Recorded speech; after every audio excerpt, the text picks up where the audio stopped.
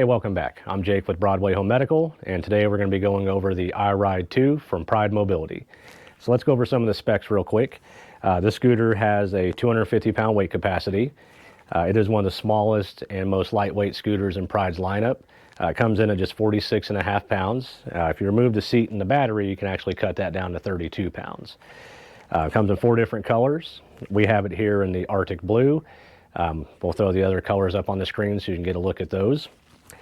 It has a maximum range of just over 12 miles, top speed of about 5.8 miles per hour.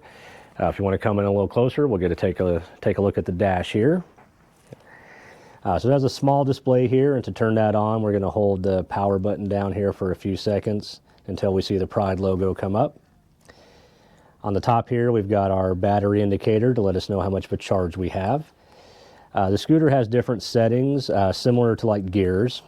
So if we hit the plus button here, we can cycle through those to get up to 3. That's going to be your max. It's going to get you your top speed.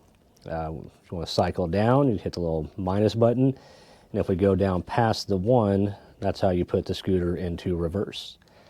The display has a few different mode options. So right now we're showing our miles per hour.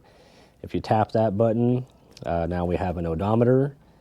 We tap it again. This is going to show your average miles per hour. And then we have our maximum miles per hour. We have a trip odometer. And then we're going to cycle back to the beginning. The scooter is unique in that it does not have an electromagnetic brake. That is one of the ways that they cut down on the weight. But you do have 2 different brake options. So you have a hand brake here. You can actually set this as well to use it as a parking brake. Since it does not have an electromagnetic brake, I would recommend doing that anytime you're transferring on or off the scooter to keep it from rolling out from you, because as you see, if we release the brake, the scooter will roll freely. So we're going to lock that. There's a front brake here that you can activate with your feet just by pushing down on that lever. We've got some front pegs here. Over here we have our tiller adjustment knob. So we're going to loosen that, and that allows you to adjust the angle of the tiller. It also allows you to fold it down when you're going to transport the scooter. The seat on this one's pretty basic. There's no real options for like seat size or anything like that. It's just kind of a one size fits most. To remove the seat underneath here, there's a little kind of a bicycle style lever we're going to release. We can fold the back down, then lift our seat off. There are 2 positions for the seat here.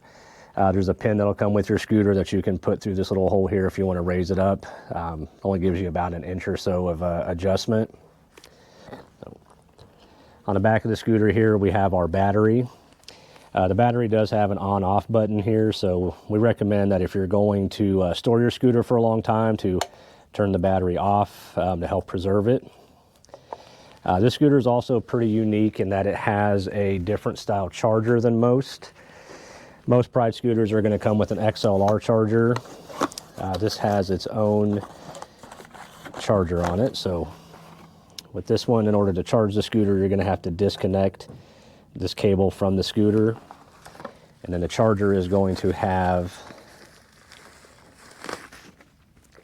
a similar connection that will plug in, just like you're hooking it up to the scooter. And you'll plug the other into the wall.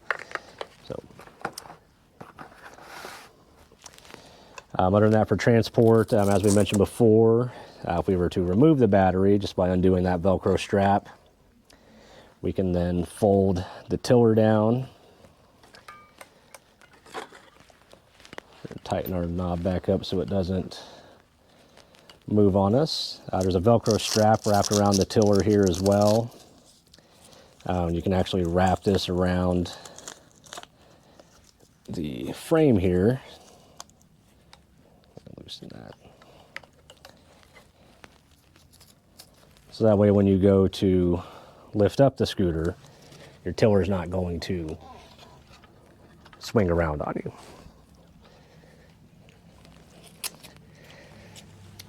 The scooter does have an option for a front basket, as well as a few other accessories. We'll put those up on the screen here so you can get a peek at those.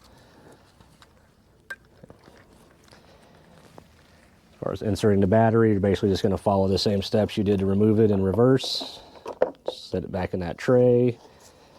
And tighten that Velcro up strap so it doesn't move around on you. Connect here. Make sure our battery is turned on. The seat, we're going to slide back down in that post. Just make sure that these little notches fit down in there. And you're just going to clamp that back down. And now we're ready to ride. So we're going to take this for a little test drive around our store, just kind of go over how it maneuvers in an indoor setting. So we're going to turn it back on. Make sure and release our brake. And then we're off and going.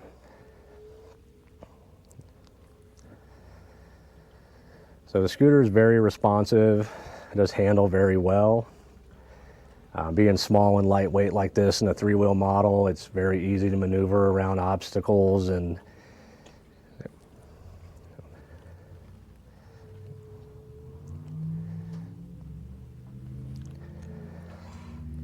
it does stop pretty quick too.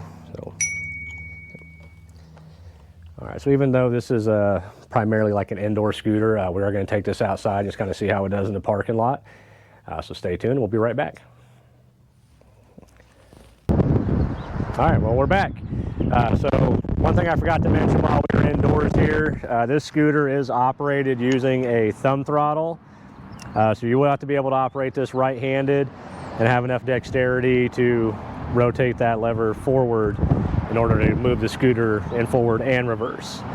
So we're gonna go ahead and turn the scooter on.